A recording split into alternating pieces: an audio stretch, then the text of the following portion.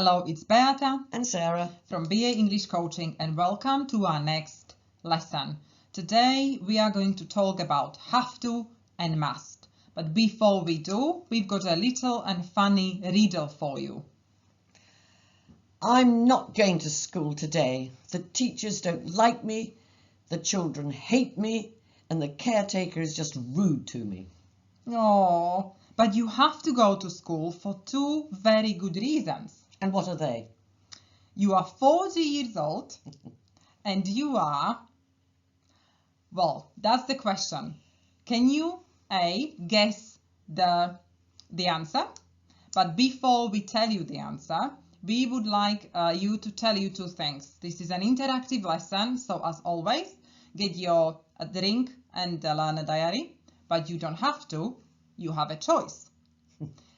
In life, there are regulations and rules which we have to obey because there are penalties for disobeying. But we also have obligations and responsibilities which we don't have to keep. You have a choice.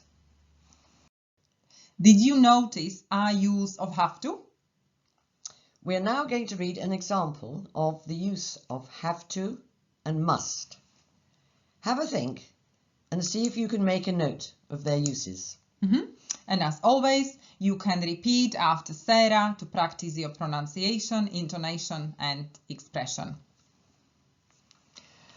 Where were you last night, Luke? Oh, I had to stay home with the kids. Susie went out with her friends. Did you tell her it was an important match? Of course not. You can't speak to women about football. Actually, I don't think I understand women at all. I just don't know what I should do to make her happy. Oh, that's easy. You just have to work hard and give her all the money. I do that anyway. I also do loads of housework and she still isn't happy.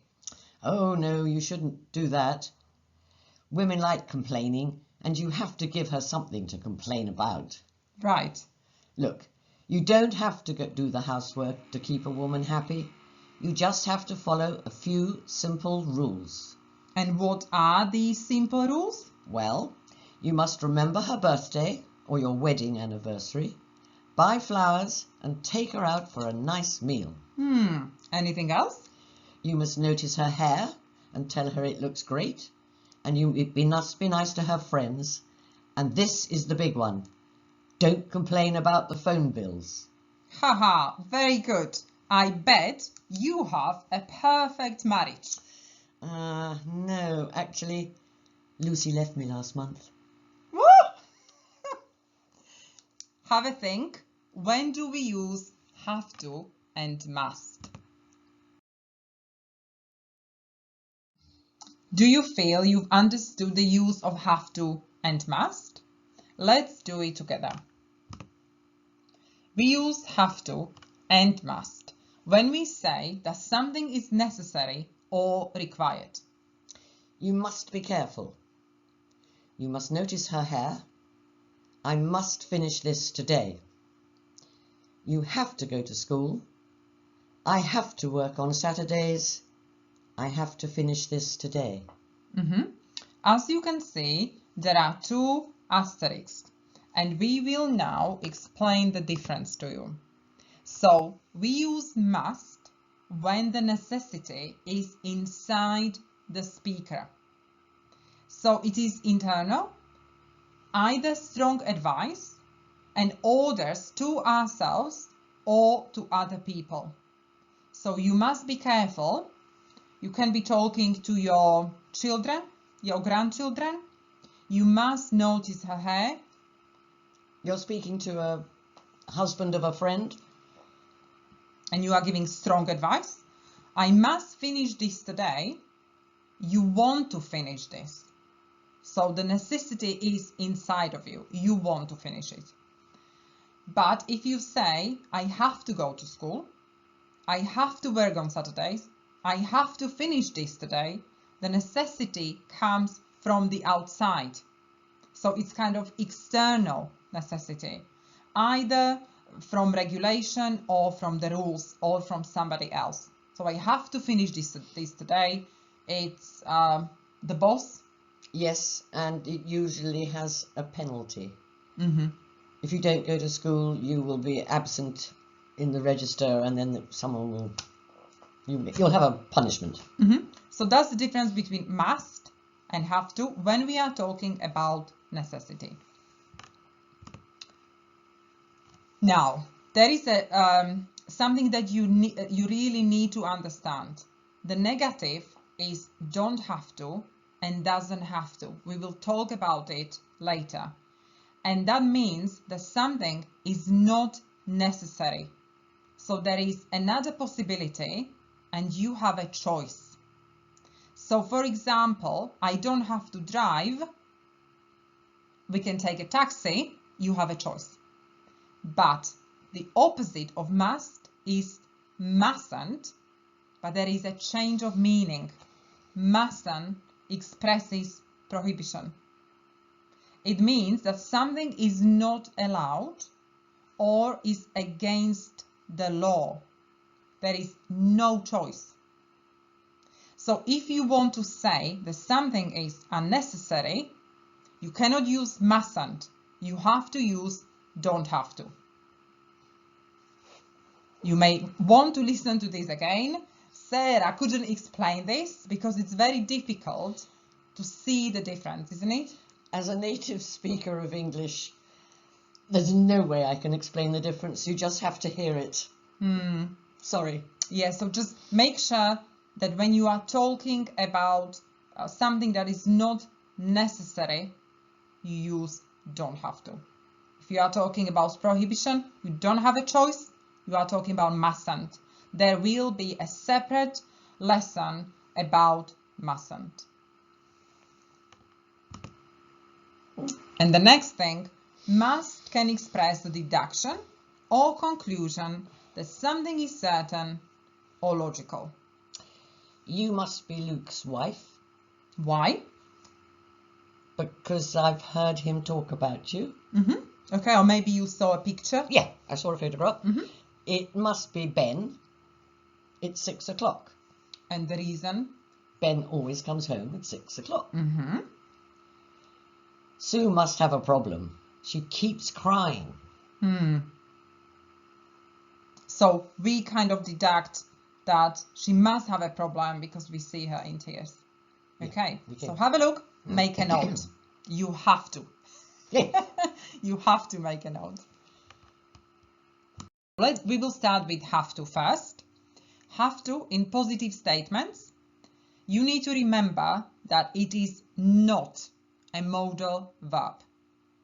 I, we, you, they plus have to plus base form of verb or infinitive. Third person singular, he, she, it plus has to plus infinitive. We have to wear face masks in public. He has to go to work. Negative statements. I, we, you, they plus do not or don't plus infinitive. Third person singular, he, she, it plus does not, doesn't plus have to plus infinitive. You don't have to drive because I can do it. She doesn't have to finish today. She can do it tomorrow. Can you see that with these examples, you have a choice? That's exactly what I was going to say. And questions, you use do. So I, we, you, they, do plus I, we, you, they plus have to plus infinitive. Third person, does plus he, she, it plus have to plus infinitive.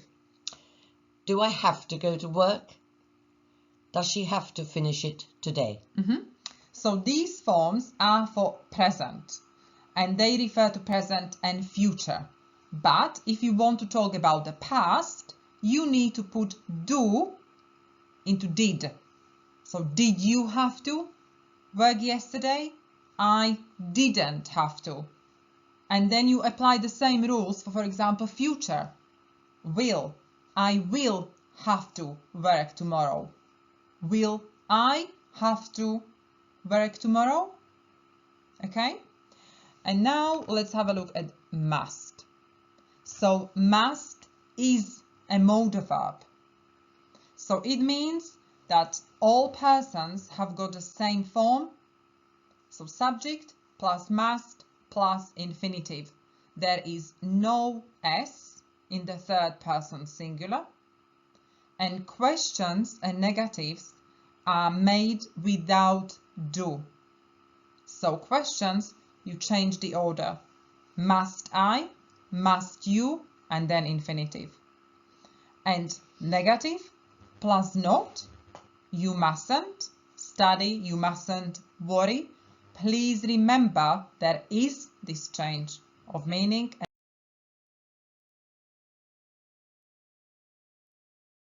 This is the end of the lesson. Have you worked out the answer to the riddle? She is the headmistress.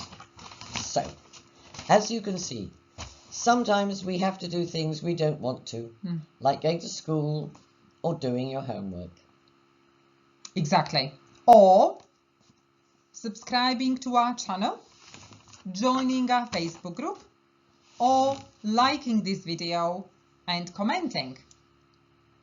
You don't have to do this, but it would be great if you felt you must.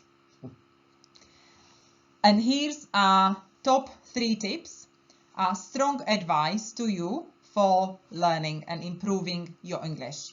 So number 1, you must practice your English for 15 minutes every day.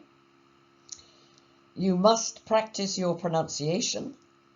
Listen to films, TV, radio, and repeat what you hear. And most importantly, you must never give up. Don't be the same. Be awesome.